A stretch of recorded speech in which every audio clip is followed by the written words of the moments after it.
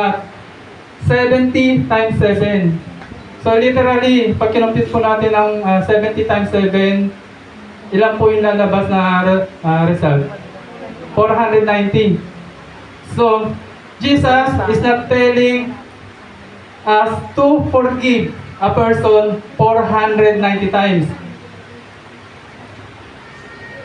So 490, when you look at the gematria, which is the alphanumeric number in Hebrew, it spells something. 490 spells Bethlehem, which is Bethlehem. So do you know what Bethlehem stands for? So Bethlehem stands for house of bread. That's why Jesus is telling him, I'm sorry, Peter. You can forgive, that's not going to do anything. I must forgive people. Does that make sense? Because he is the house of bread, the bread of life, right? So you have to recognize something. Wait a minute. I'm forgiven by this house of bread, by God, by Jesus. Then the byproduct is you also forgiving other people.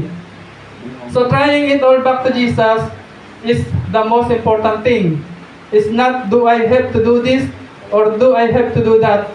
Because that is a works-based mindset.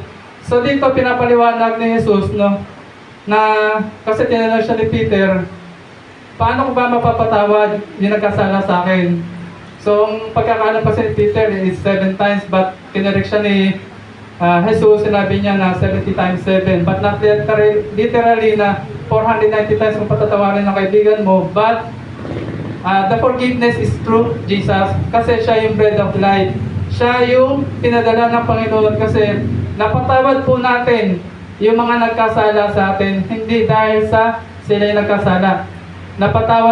Napatawad natin sila dahil maging tayo ay nagkasala sa kanila at tayo ay pinatawad ng Panginoon.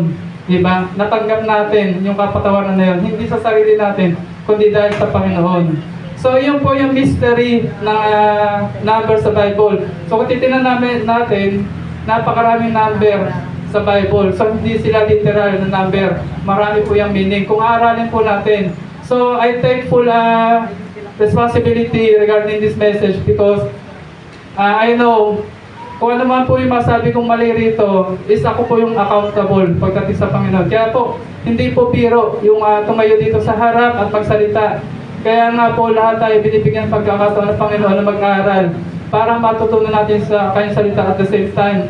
Kung tayo po ay mag-share ng words of God, mai-share natin siya ayon sa kalooban ng Panginoon at hindi sa kalooban natin. So gusto niyo pa po bang malaman kung ano-ano pa po ba yung mga mystery na nakapaloob, lalo na dito sa ating pag-aaralang Steward of Time? Amen? So bago po tayo magsimula, sa preparation pa lang po nito, unang-una po, ako na po agad yun sa pool. Kasi sa totoo lang, sa aming mga leader, kung titingnan natin, ako yung parang walang time. Kasi most of my time, nasa trabaho ko, nasa bahay. But the other leaders, makita niyo po kung paano sila gumalaw. So, habang piniprepare ko po ito, sabi ko nga po sa inyo, narito ako hindi para tirahin yung ating mga kapatid, kundi para sa akin po ito. Para po sa akin na binibigyan ng Panginoon ng pagkakataon, ma-realize kung paano gagamitin yung oras. So, sige po, magsimula po tayo. Don't worry, mabilis lang po ito. Very short and simple. So, I prepared this message. Hindi po galing sa aking paliwanag. Ginamit ko po yung Bible chapter and verses to make it context.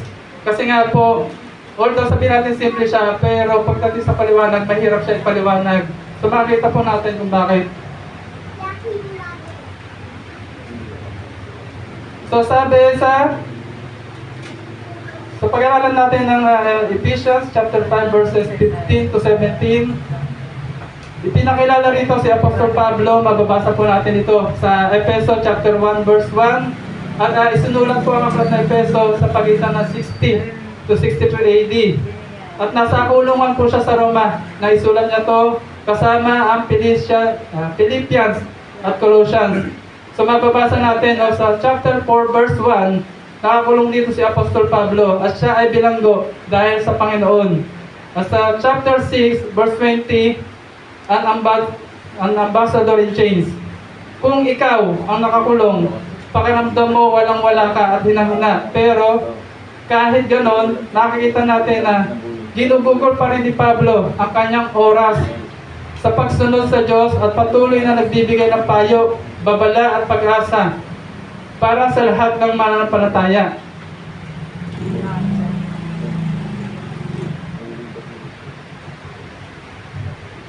So nais ko pong pag-usapan ang tungkol sa isang mahalagang bagay na may kinalaman sa ating lahat.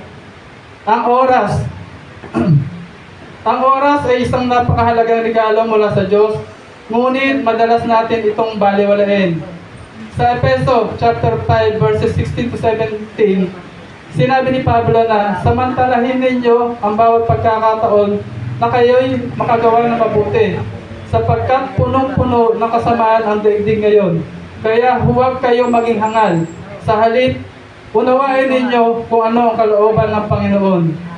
So tinawag tayo bilang tagapangasiwa ng oras. At responsibilidad natin gamitin ito ng tama dahil ito ay isang mahalagang kayamanan na binigay sa atin ng Diyos. Alamin natin ang kahalagan ng oras. Ang oras po ay limitado. Sa Awit chapter 90 verse 12, nanalangin ang salmista, turuan mo kaming bilangin ang aming mga araw upang kami magkaroon ng pusong may karunungan. Ang panahon natin sa mundo ay may hangganan. Kaya nga ang buhay hanggat may oras pa ay mahalaga. Sinabi sa Aklat ng Santiago chapter 4 verse 14 na ang buhay ay tulad ng hamog, sandaling lilitaw at biglang maglalaho. Ang oras ay hindi mapapalitan. Kapag ito'y lumipas, hindi na natin ito maibabalik. At higit sa lahat, ang buhay sa lupa ay maikli kumpara sa walang hanggan. Ang paraan ng paggamit natin ng oras ngayon ay makakaapekto sa ating hinaharap kasama ang Diyos. Ang tanong, paano natin magagamit ng wasto ang mahalagang regalong ito? Una, bigyang prioridad ang oras. Sa Mateo chapter 6 verse 33, sinabi ni Jesus, ngunit higit sa lahat ay bigyang halaga ninyo ang kaharian ng Diyos at ang pamumuhay ng ayon sa kanyang kalooban, at ibibigay niya sa inyo ang lahat ng mga bagay na ito.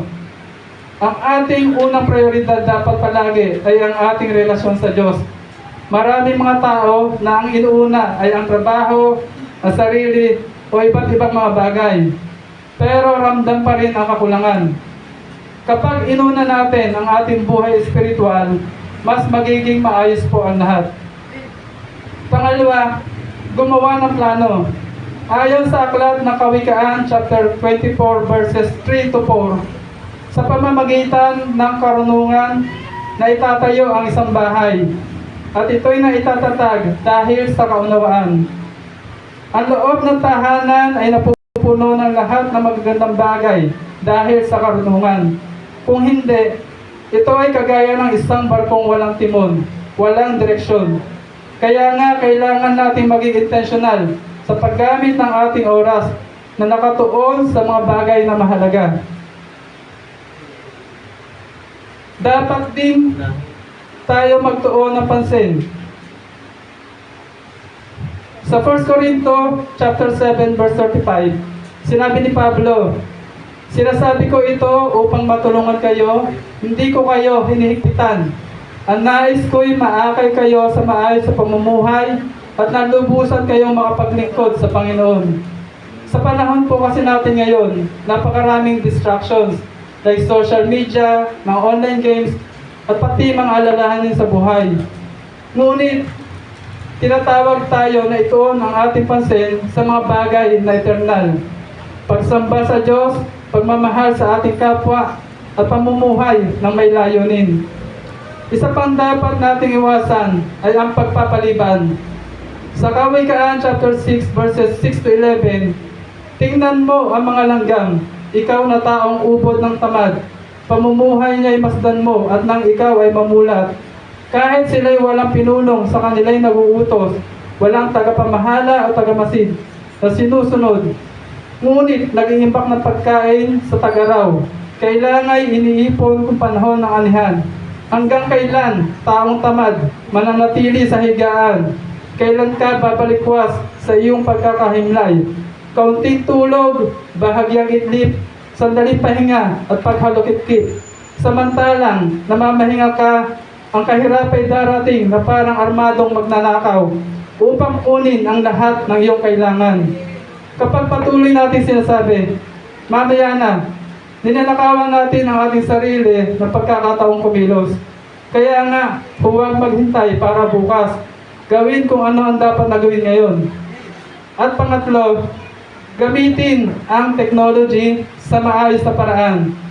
Ang technology po ay isang kasangkapan, ngunit maaari rin itong magnakaw ng ating oras kung hindi tayo mag-iingat. Dahil napakadaling mag-aksaya ng oras para lang po mag-scroll, mag-browse sa social media, magbabad sa TV at maglaro ng mga online games or mobile phones at kung ano-ano pa. Kaya nga, gamitin natin ng tama at maayos ang technology para makapag-ugnayan sa iba, maglingkod sa Diyos at magpalaganap ng kabutihan at huwag nating hayaang kontrolin tayo nito. Habang iniisip natin ang tungkol sa oras, tanda natin ang mga halimbawa ni Pablo at David. Nakatuon si Pablo sa kanyang misyon na ipangaral ang magandang balita at pinamahalaan ang kanyang panahon sa pamamagitan ng pagpa-prioritize sa pananalangin at ministry. Nagtiwala naman si David sa takdang panahon ng Diyos dahil alam nilang mahalaga ang bawat oras. Ngunit, ano po mangyayari kung hindi natin mapamahalaan ng maayos ang ating oras? Maaaring masayang po ang mga pagkakataon. Dadami ang ating mga alalahanin at mawawala ang mga biyayang dapat sana'y natanggap na po natin. Sa aklat ng Mateo chapter 25 verses 14 to 30, ibinahagi po ng Panginoong Hesus ang talinghaga tungkol sa tatlong alipin na nagpapakita na ang maling pamamahala kung ano ang pinagkatiwala sa atin ng Diyos, ito man ay sa kayamanan, oras o pagkakataon, ay magre-resulta po sa kawalan ng magandang oportunidad. Sa verse 14 sabi rito, ang paghahari ng Diyos ay maitutulad sa isang taong maglalakbay. Kaya tinawag niya ang kanyang mga tauhan at ipinagkatiwala sa kanila ang kanyang ari-arian. Binigyan niya ng salaping ginto ang bawat isa ayon sa kanilang kakayahan. Binigyan niya ang isa ng 5,000 salaping ginto. Ang isa na may 2,000 salaping ginto at ang isa pa ay 1,000 salaping ginto. So pagkatapos nito, siya umalis. Kumilos agad ang tumanggap ng 5,000 salaping ginto at pinangalakal iyon. Kumita siya ng 5,000 salaping ginto. Gayun din naman, ang tumanggap ng 2 salaping ginto ay kumita pa ng 2,000 salaping ginto.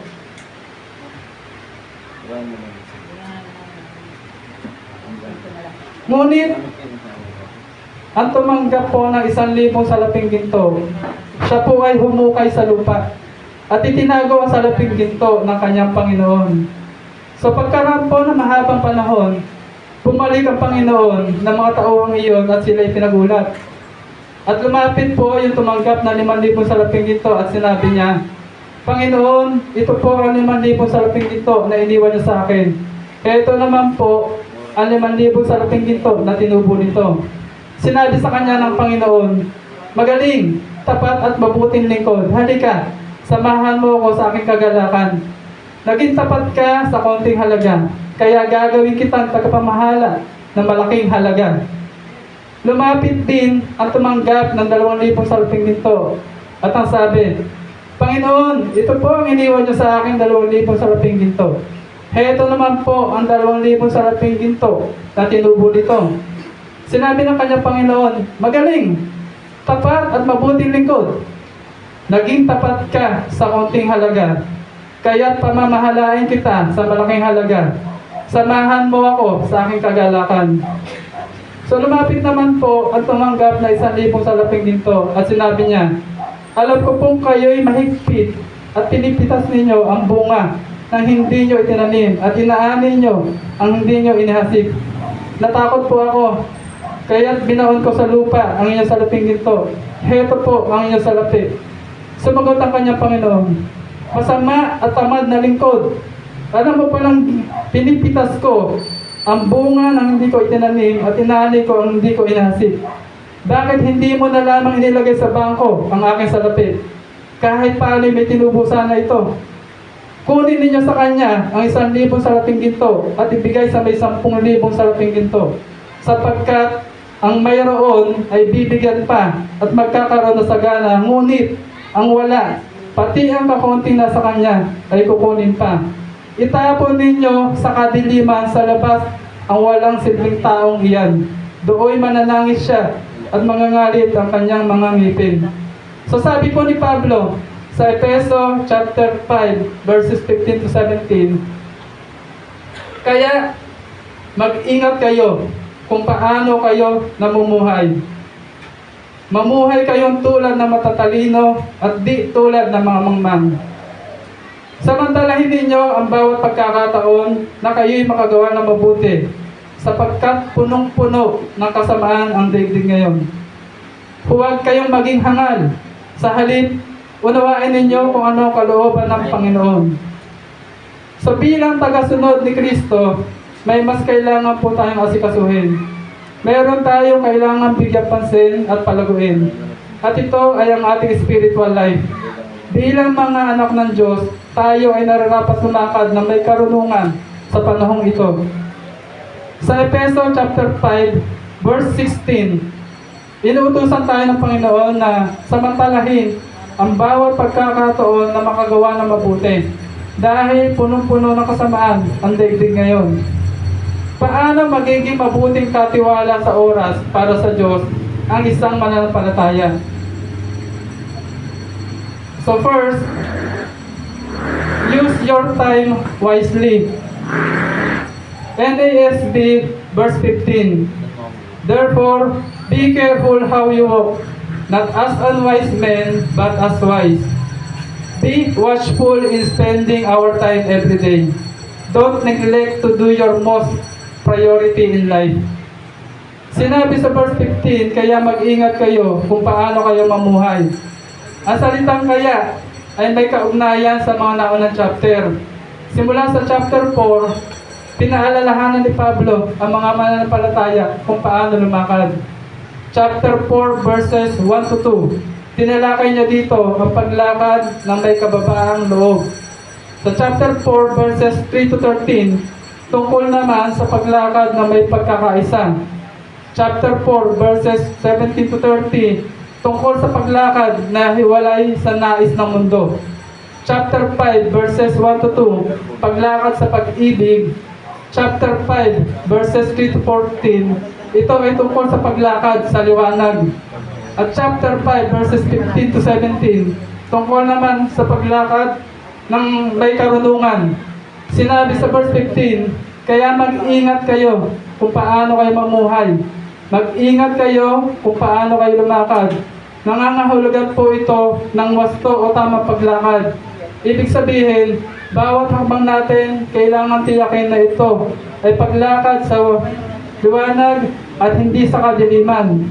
Ang halimbawa po nito ay kung gabi at bigla nag-brown out, wala kang makita. Kaya ang ginagawa natin ay nagiging maingat tayo sa bawat hakbang o kilos na baka po tayo ay mahulog o masaktan. Bilang mananampalataya, sa lahat ng sasabihin natin, sa lahat ng gagawin natin, sa lahat ng pupuntahan natin, o sa lahat ng mga ipopost natin sa social media, lagi tayo nag-iisip na nagkakonsidera muna. Ito ba ay tama? O may gusto lang akong patamaan? Nagpapasalamat ba tayo talaga? O may bahid ng reklamo yung sinasabi natin? Ang nais sabihin sa atin ng Panginoon ay doon lang tayo lumakad sa dapat nating lakaran bilang kanyang mga anak. Binihisan na tayo ng Diyos ng bagong pagkatao ayon sa chapter 4. Kaya huwag na nating isuot muli ang ating tubal o yung ating pinagbihisan. Huwag na tayong mamuhay sa kasalanan dahil tayo ay naka-Jesus na. Kaya sinabi sa talata na mag-ingat kayo paano mamuhay. Maging sensitibo sa gusto ng Panginoon. Lagi makinig sa Kanya, maging aware tayo. Maging alerto lagi tayo. Dahil narito tayo sa mundo na pinaghaharian ng kasalanan at pagnanasa. Tayo ay ginawa niya na liwanag na magsisilbing ilaw sa sanlibutan. So second po is your time is limited. Sa NASB NASB verse 16, making the most of your time because the days are evil. Take advantage in every opportunity to do good. Let shine your light in this world. Sinabi sa verse 16, huwag ninyong sayangin ang oras nyo. Gamitin nyo ito sa paggawa ng mabuti. Dahil maraming gumagawa ng kasamaan sa panahon ito. Ang oras na binanggit dito ay tumutukoy sa panahon o oportunidad. Make the most of your time. Ang panahon na meron tayo ngayon ay regalo ng Diyos sa atin. Minsan lang dumaan ang oras sa buhay natin. Oras na malakas pa. Oras na buhay pa. Oras na may magagawa pa. Oras na malaya pa. Dahil lahat ng oras at pagkakataon ay lumilipas, we only have one opportunity. Marami sa atin ay may maling desisyon. Hindi natin nailapat ang salita ng Diyos sa ating buhay. Saka tayo nagkaroon ng tamang kaisipan at nakilala si Kristo, noong tayo ay matanda na. Pero mga kapatid, maaaring ito ang right time ng Diyos sa iyo o sa atin. Sinabi sa talata na huwag ninyong sayangin ang panahon nyo. Kung sa laro, last 2 minutes na, kaya dapat pahalagahan ang bawat oras na lumilipas. Kailan nasasayang ang oras natin?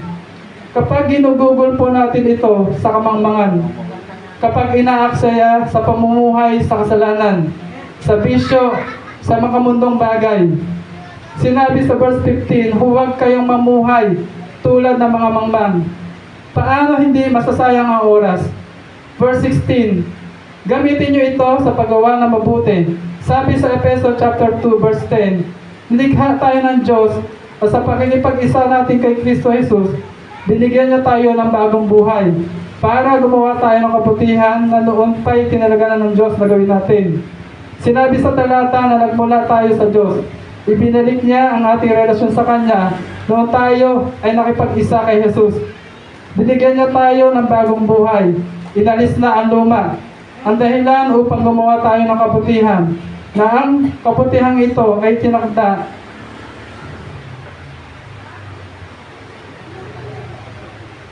Itinakda ng Diyos na gawin natin noon pa mang una. Ikaw at ako ay dito tinawag ng Diyos.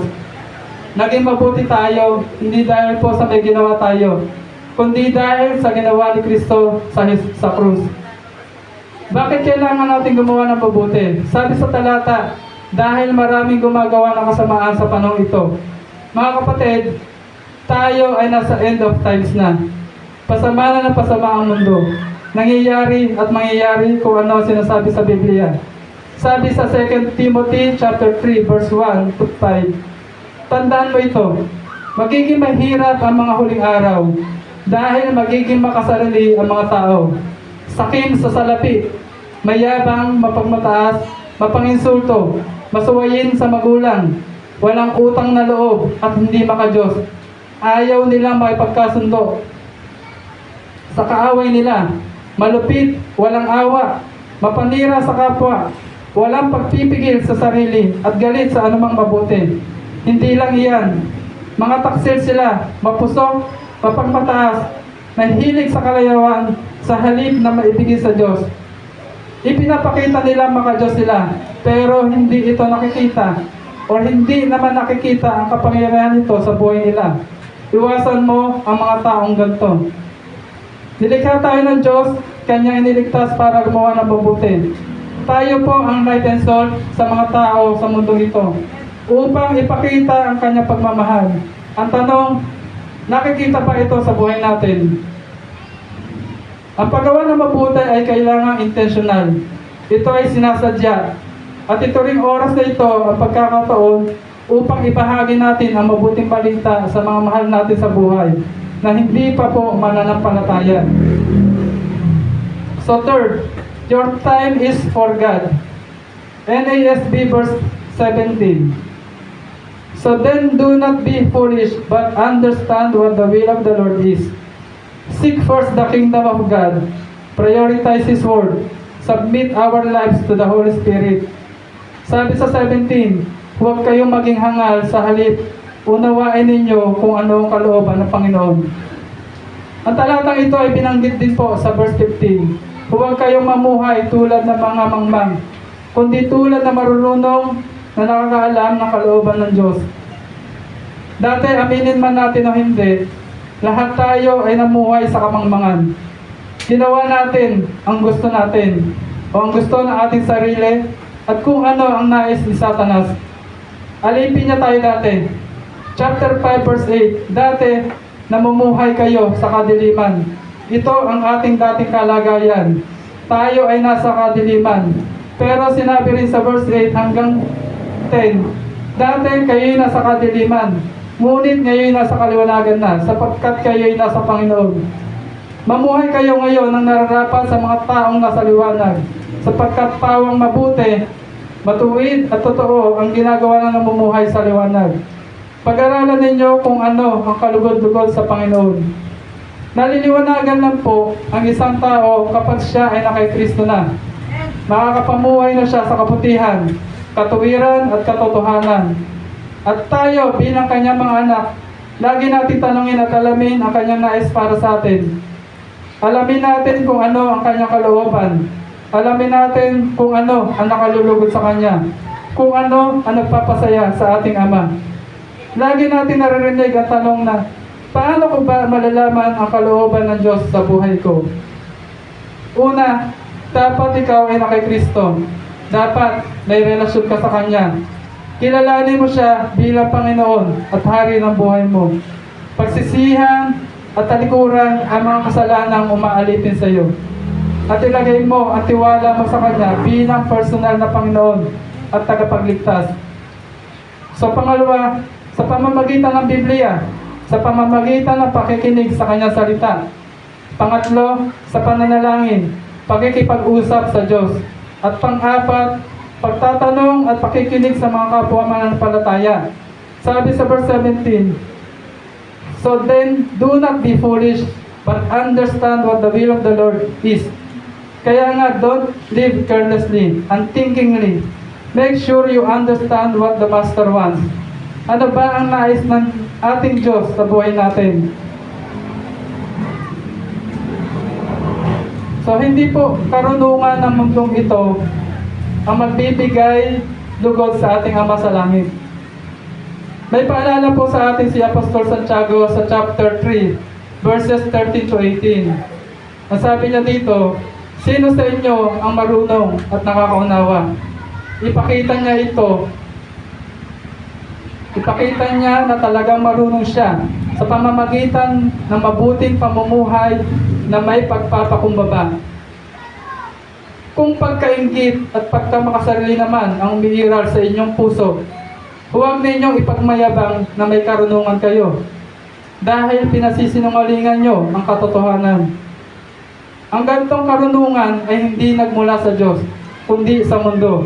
Mula ito sa dyablo at hindi sa banal na espiritu. Sapagkat kung saan umiiral at pagkainggit at pagkamakasarili, naroon din ang kaguluhan at lahat ng uri ng kasamaan. Ngunit, ang tanong, ang taong may karunungan mula sa Diyos, una sa lahat ay may malinis na pamumuhay. Maibigin siya sa kapayapaan, mahinahon, masunurin, puno ng awa at kabutihan. Walang pinapaboran at hindi nagkukunwari. Ang taong maibigin sa kapayapaan ay nagpapalaganap nito at nagdudulot ng maayos na relasyon sa iba. So bilang ating pong pagtatapos, tungkol sa oras, ipinapayo ng Biblia na kailangan natin ituon ang ating pansin sa walang hanggan, sa halip na sa panandaliang kasiyahan ng mundong ito na mabilis na lumilipas. Kasunod nito, dapat tayong magpatuloy na may pagsisikap at may banal na layunin habang lumalapit ang ating buhay sa ganap na layunin ng Diyos. Ang oras na ginugugol para sa Diyos at sa pagkilala sa Kanya, sa pamamagitan ng pagbabasa ng Kanyang salita at pananalangin, ay hindi kailanman nasasayang. Ang oras na ginugugol sa pagpapatatag ng katawan ni Kristo at ang pagmamahal sa iba sa pag-ibig ng Diyos ay mahusay na paggugol ng oras. Ang oras ay dapat na pinupuhunan sa pagbabahagi ng magandang balita upang malaman ng iba ang kaligtasan na kay Jesus at nagbubunga ito ng bungang pangwalang hanggan. Dapat po tayong mabuhay na parang napakahalaga ng bawat segundo, minuto at oras dahil ito ang katotohanan. So sumaatin po ang karunungan ng Panginoon, pagpalain tayo ng Diyos. Amen.